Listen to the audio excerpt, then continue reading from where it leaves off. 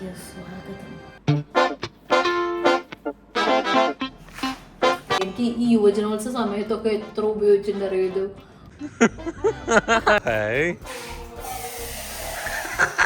ആന്റിയുടെ അഭാവത്തിൽ പതിയില്ലാതെ അടുക്കളയിൽ കയറി എല്ലാ കുട്ടികളും അല്ല എന്നെ ഒഴിച്ച് പാട്ട് കേൾക്കുമ്പോഴേ ഉറങ്ങും. എല്ലാരും പറഞ്ഞു. അമ്മ കുറച്ചുകൂടെ കോമ്പറ്റീഷൻസ് ലിറ്ററേച്ചർ വൈസ് എല്ലാത്തിലും പങ്കെടുക്കുമായിരുന്നു. ചേട്ടൻ അങ്ങനത്തെ ഒന്നും പങ്കെടുക്കാറ്.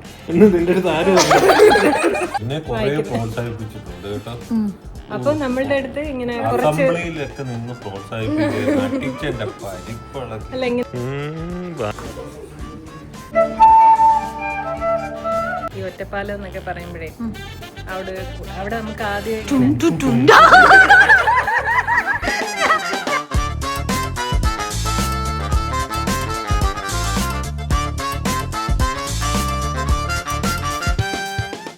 Hello everybody, welcome back to my channel.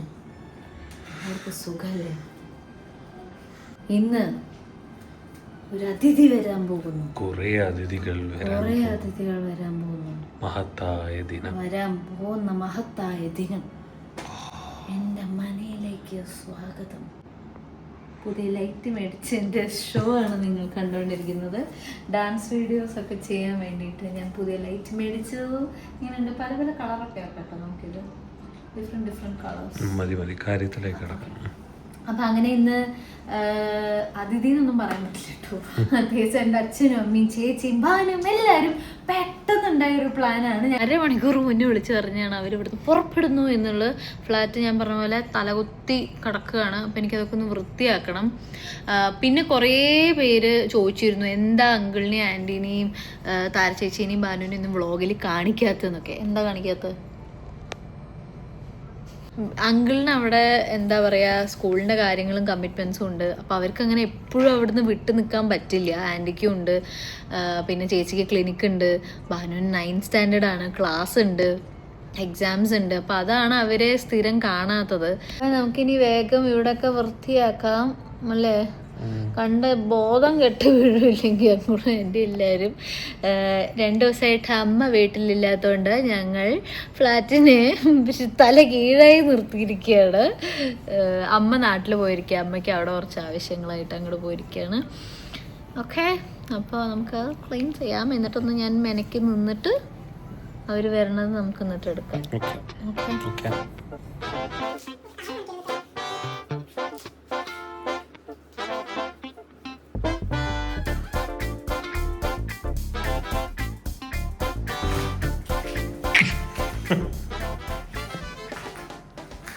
ഒരു കഥ ചൊല്ലട്ടുമോ? ബോറടി കഥ എന്നല്ല, നിങ്ങൾക്ക് റിലേറ്റബിൾ ആണെങ്കിൽ കമൻറ്റ് ബോക്സിൽ എന്തായാലും കമൻറ്റ് ചെയ്യണം.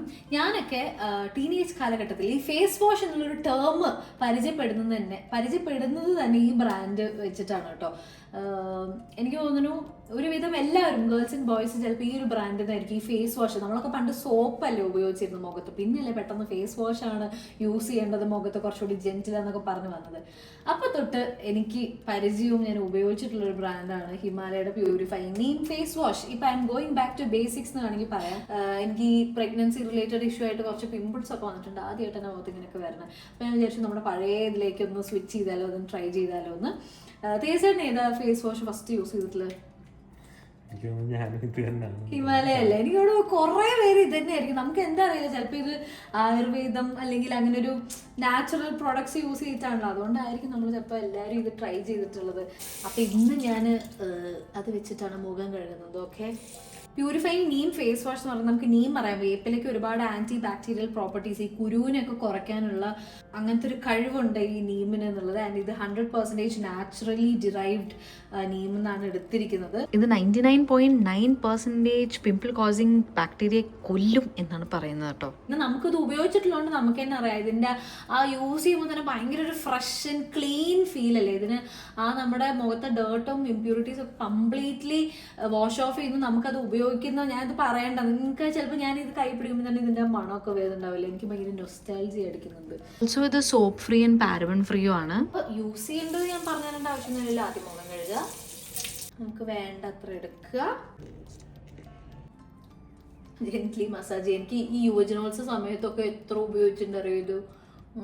മേക്കപ്പ് മറ്റേ നമ്മൾ ആദ്യം എണ്ണ കൊണ്ട് ഇതാക്കിയിട്ട് പിന്നെ ഇത് വെച്ചിട്ട് കളഞ്ഞിരുന്നു.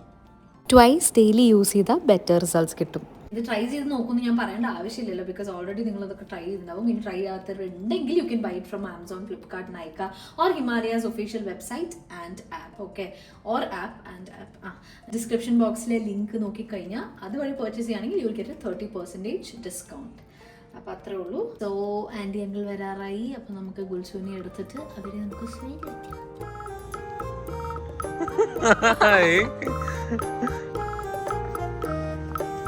ഓ ഹായ് കാതികന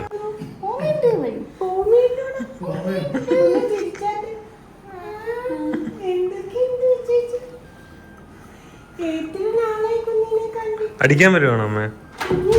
ഓ അടയ്ക്കാൻ വന്നു. ബോഡി വാഷ് ഉണ്ട് ബാനു. എവിടെ പോന്നു? ചുറ്റാൻ പോയതാണ്.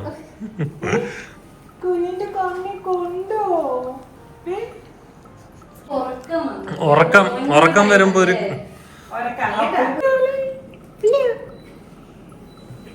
എപ്പോഴാ കണ്ടു? ഒത്തിരിനാളായി നമ്മള് കണ്ടിട്ട്. അല്ലേ?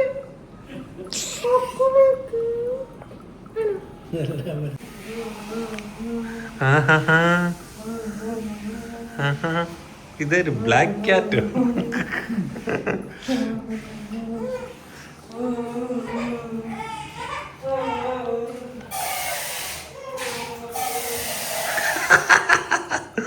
ആന്റിയുടെ അഭാവത്തിൽ പതിവില്ലാതെ അടുക്കളയിൽ കയറി പണിയൊക്കെ ചെയ്യുന്നു, ചായ ഉണ്ടാക്കുന്നു. എനിക്ക് വയ്യ. അതൊക്കെ ഉണ്ട്. Oh my God.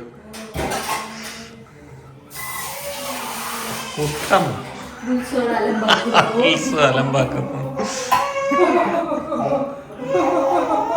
ഉറക്കം വരുന്നതിന്റെ ചേച്ചി കുറച്ച് കഴിഞ്ഞ് അങ്ങ് ഉറങ്ങിക്കോളും. ഒരാൾ ഉറക്കാൻ നോക്കി പരാജയപ്പെട്ട് വിശ്രമിക്കുന്നു. ചിരിക്കുന്നതാണോ അതോ ചുമയ്ക്കുന്നതാണോ?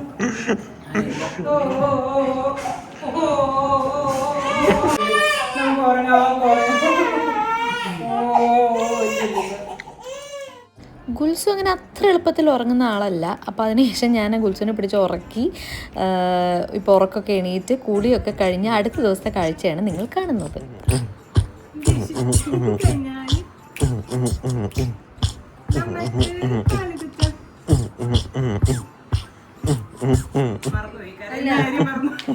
ഇവര് പാല് കുടിച്ചാലും പറഞ്ഞു തുടങ്ങിയിട്ട് അരമണിക്കൂറായി ഇതുവരെ എനിക്ക് പാല് കിട്ടിയില്ലല്ലോ. അങ്ങനെ നമ്മള്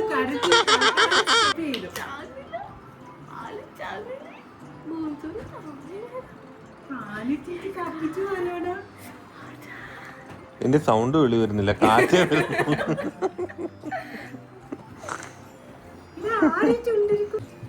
അധ്വാനം. ഇവിടെ കാണിക്കണ്ട. ഓ ശരി.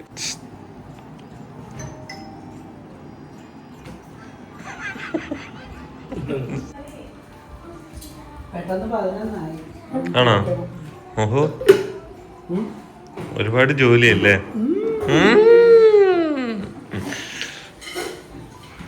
ഇത് ആരെ എത്തേക്കുന്നേ?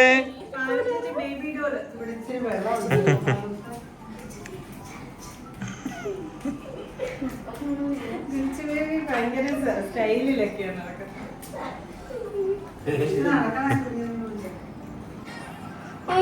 നടന്ന് കുഴപ്പമൊന്നുമില്ല.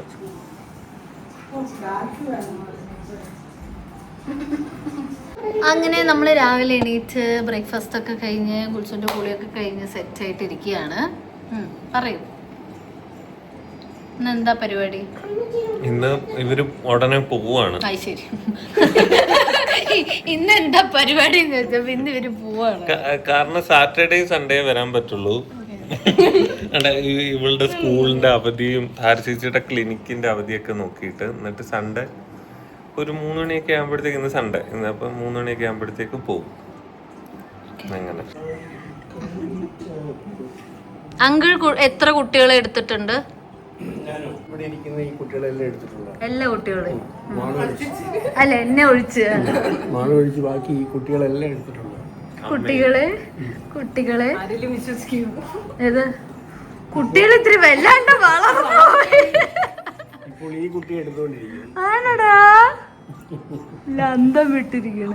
എല്ലാരും എടുത്തത് ആണോ കുഞ്ഞിനെ വിശ്വസിക്കാൻ പറ്റുന്നോ? എന്റെ എടുപ്പൊക്കെയല്ലേ? എന്റെ എടുപ്പൊക്കെ ഓക്കെയാണ്. ഇവിടെ ആരും ഉറക്കിയിട്ട് ഉറങ്ങാത്ത ആള് അപ്പൂപ്പന്റെ പാട്ട് പാടി ഉറക്കിയിരിക്കണു. ഞങ്ങളുടെയൊക്കെ ഉറക്കം പോവാറാവും. എന്ത് ഞങ്ങളുടെയൊക്കെ ഉറക്കം പോവാറാ പതിവ്. പക്ഷെ കണ്ടോ പാട്ടിന്റെ പാവം ഉറങ്ങാൻ ഞങ്ങള് സ്റ്റാർ മേക്കറിൽ പാടി ഇപ്പൊ അതിനൊരു ഗുണമായി. ഞാനും അച്ഛന്റെ പാട്ട് കേൾക്കുമ്പോഴേ ഉറങ്ങും. എല്ലാരും ഉറങ്ങും. ആന്റി ഒന്ന് ഓളത്തിന് ഇപ്പൊ നമ്മുടെ താര ചേച്ചിക്ക് ഒരു യൂട്യൂബ് ചാനലുണ്ട്, താര ജ്യോതി യൂട്യൂബ് ചാനൽ. ചേച്ചി പലരുടെ ചോദ്യമാണ്, ചേച്ചിക്ക് എവിടുന്നാണ് ഇത്രയധികം നല്ല ശുദ്ധമായ ശ്രേഷ്ഠമായ സുലഭമായ മലയാള വാക്കുകൾ ഇങ്ങനെ ഒഴുകി വരുന്നത്? നിർഗളമായിട്ട് ഉറങ്ങുമ്പോ നന്നായിട്ട് എങ്ങനെ ചേച്ചി വരണത്? അത് അച്ഛനാണ്. അടികിട്ടി പഠിച്ചോണ്ടായിരിക്കും. എനിക്ക് തോന്നുന്നു ഈ തലമുറയ്ക്ക് ഇല്ലാത്തൊരു ശീലമാണ്.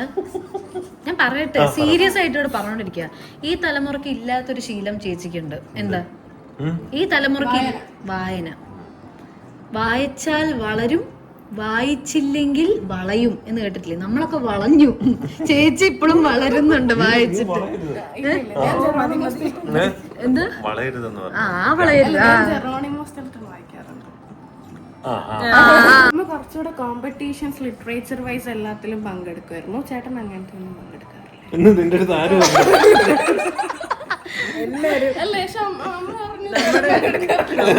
അല്ല നമ്മുടെ സ്കൂളിൽ എല്ലാരും കഥാരചനയ്ക്കും കവിതാരചനയ്ക്കും പങ്കെടുക്കും. എന്തുകൊണ്ട്?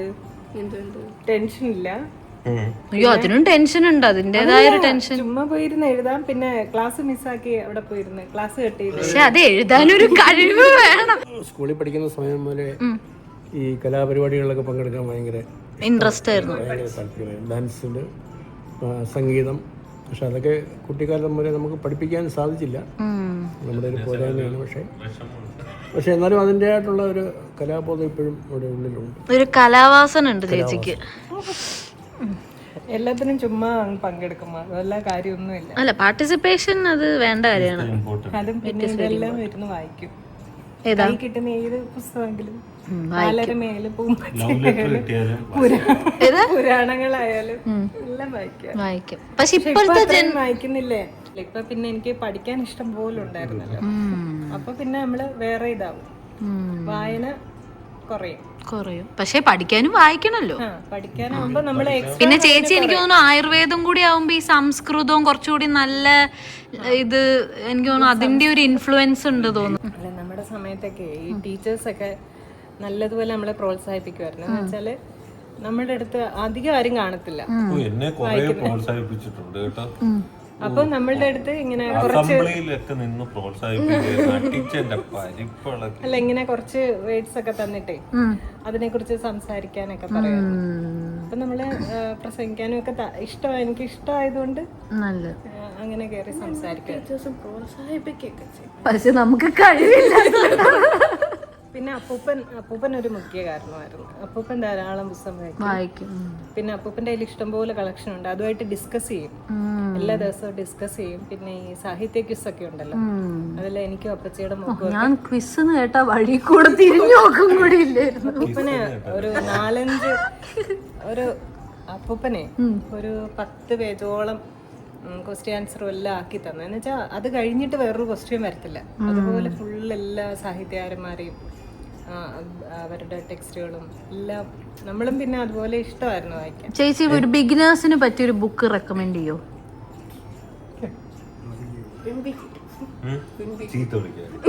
ഏറ്റവും പറ്റിയത് എനിക്ക് ഇഷ്ടം ബഷീറിന്റെയും തകഴിയുടെയും. ബഷീറിനെ ഞാൻ വായിച്ചിട്ടുണ്ട് സ്കൂളിൽ പഠിക്കുമ്പോൾ.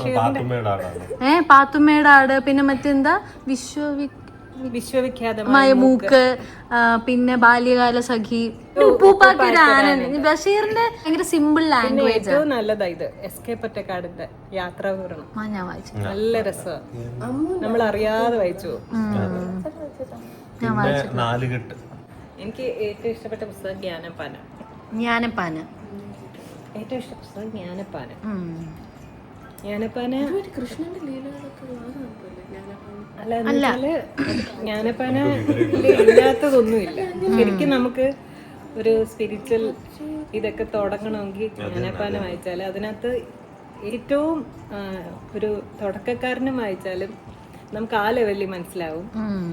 അല്ല അതേസമയം ഏറ്റവും ജ്ഞാനിയായുള്ളവള് വായിച്ചാൽ ആ ലെവലിലേറിയ മന്നന്റെ തോളിൽ മാറാപ്പൂ കേറ്റുന്നതും ഭവാൻ 2-4 ദിനം കൊണ്ടൊരുത്തനെ തണ്ടിയിലേറ്റി നടത്തുന്നതും ഭവാൻ. നല്ല അർത്ഥമല്ലേ? അല്ലേ? ഭാനുവിന് എന്ത് മനസ്സിലായി ഇതുകൊണ്ട്? ഒന്നുകൂടെ പാട്. ഞാൻ ഇടയ്ക്കൊന്ന് വ്യതിചലിച്ചു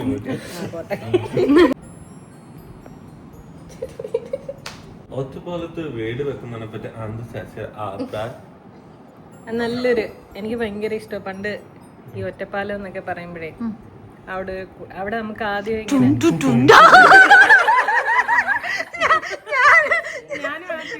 മനസ്സിൽ സങ്കല്പിച്ചു. അല്ലേ ഒറ്റപ്പാലം എന്നൊക്കെ പറയുമ്പോ നമുക്ക് ശരിക്കും ആ ഒരു അല്ലേ പഴയ സിനിമകളിലായാലും എല്ലാം ഇങ്ങനെ ഒരു സാഹിത്യകാരന്റെ ഒരു പോകുന്നു. ഒറ്റപ്പാലത്ത് എന്ന് പറയുമ്പോഴേ നമുക്ക് ഈ പണ്ടോട്ടേ കേൾക്കുന്ന ഒരു സംഭവമാണല്ലോ. അവിടുത്തെ 4-8 കുളവും പാടങ്ങളും ഒക്കെ. അവിടെ ഇങ്ങനെ ഒരു വീട് നല്ല രസമല്ലേ എന്ന് പറഞ്ഞാൽ അവിടുത്തെ പ്രകൃതി ഭംഗിയൊക്കെ കണ്ട്. പിന്നെ വേറൊരു കാര്യം, പിന്നെ അവിടെ മാളുവിന് വീടില്ലല്ലോ, ഇല്ല, സ്വന്തമായിട്ട് വീടില്ല. പട്ടാമ്പി അപ്പൊ ആന്റിക്കും ഒക്കെ അവിടെ പട്ടാമ്പിയിൽ ഒറ്റപ്പെട്ട അവസ്ഥയാണ്. അപ്പൊ ഇവിടെ ആണെങ്കിൽ ബന്ധുക്കളെല്ലാം ചുറ്റുമുണ്ട്. അപ്പൊ ആന്റിക്കായാലും അവിടെ ഇപ്പൊ മാളു ഒക്കെ ഇങ്ങോട്ട് വന്നാലും ഒക്കെ ഒന്ന് സ്വസ്ഥമായിട്ടിരിക്കാനും ഒക്കെ ഒരു കുഞ്ഞൊരു വീട് പോയി ക്ലീൻ ചെയ്ത് രാത്രി അതുപോലെ ആന്റിക്ക് മെയിൻറ്റെയിൻ ചെയ്ത് പോകാനും കുഞ്ഞു വീട്. അതാണ് നമ്മുടെ പ്ലാൻ. അല്ലേ? അതല്ലേ? പിന്നെ കുളമൊക്കെ കണ്ടിങ്ങനെ ഇരിക്കാം വൈകിട്ടൊക്കെ അല്ലേ? രസം. ഗുൽസൂന് ഒരു നാട്ട് പ്രദേശത്തിന്റെ ആംബിയൻസ്. അതെ അതെ. പാടം ഇപ്പൊ എന്താ പറയാ ഇല്ലാതായി പോകുന്ന കുറെ കാര്യങ്ങളുണ്ട്. ആട്, പാടം, പശുക്കള്, കുളം, ആളുകള് എല്ലാം ഇപ്പൊ കുറഞ്ഞോണ്ടിരിക്കുക. ഒരുപാട് പട്ടികൾ ഇഷ്ടം പോലെ ഉണ്ട്. എത്ര വേണമെങ്കിലും ഞാൻ മയില് അതൊന്നും എല്ലാവരുടെയും കാണാൻ കിട്ടുന്ന ഒരു ഇതല്ലല്ലോ. ഇപ്പൊ ഗുൽസൂന് ഒരു ഹോളിഡേ ഹോം പോലെ.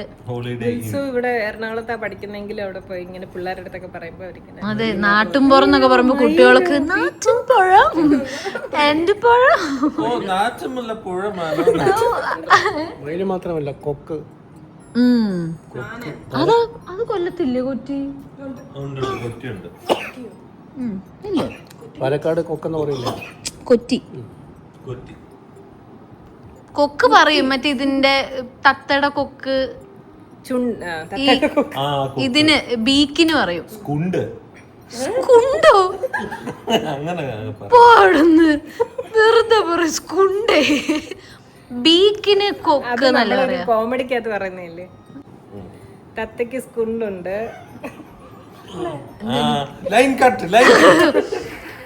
അതായിരുന്നു നമ്മുടെ ബാംഗ്ലൂർ ഡേയ്സിലെ അപ്പൂക്കോട്ട്. അല്ല എന്താ ബാംഗ്ലൂർ ഡേയ്സിലല്ലേ ഇവിടെ അമ്മ ചില്ലി ചെയ്യാൻ പോവാണ്. അമ്മ ഇന്നില്ലല്ലോ നല്ല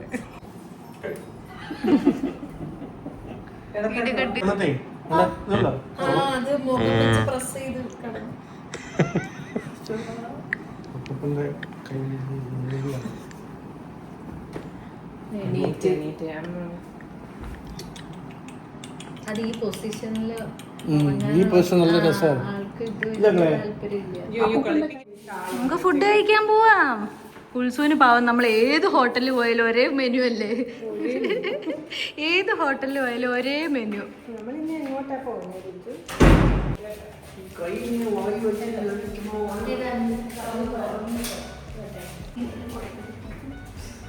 അത് ശരി, അതെന്നെ ഉദ്ദേശിച്ചത് ഒന്നുമില്ല.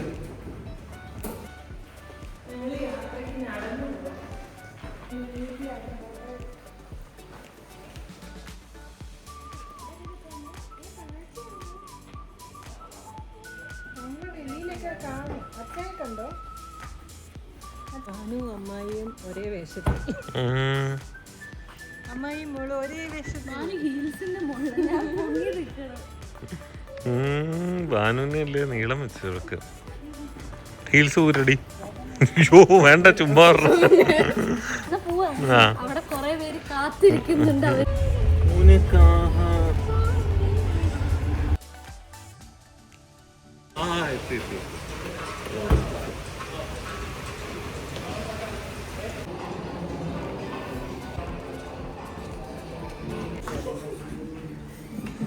വ്ളോഗ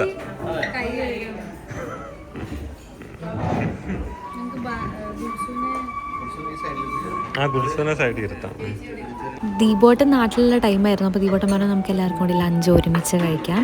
അങ്ങനെ നമ്മൾ കഴിക്കാൻ വന്നിരിക്കുകയാണ്. ഗുൽസുവിന് ഏറ്റവും പ്രിയപ്പെട്ട ഒരു കാര്യം അവിടെ ഉണ്ടായിരുന്നു മ്യൂസിക്. ആൾക്ക് ഭയങ്കര ഇഷ്ടമാണ് പാട്ട് കേൾക്കാനും എനിത്തിങ് ഇൻസ്ട്രുമെൻറ്റ്സ് എന്താണെങ്കിലും ആൾക്ക് ആ ഒരു റിതം ആ ഒരു മ്യൂസിക് കേൾക്കാൻ ഭയങ്കര ഇഷ്ടമാണ്. അപ്പോൾ അതും എൻജോയ് ചെയ്തുകൊണ്ട് കിടക്കുകയാണ്.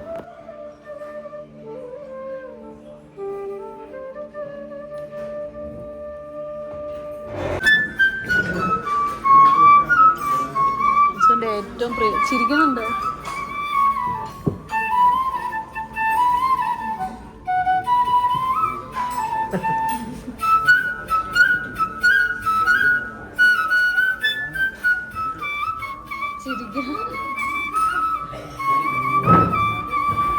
പാട്ട് ജീവനാണ്.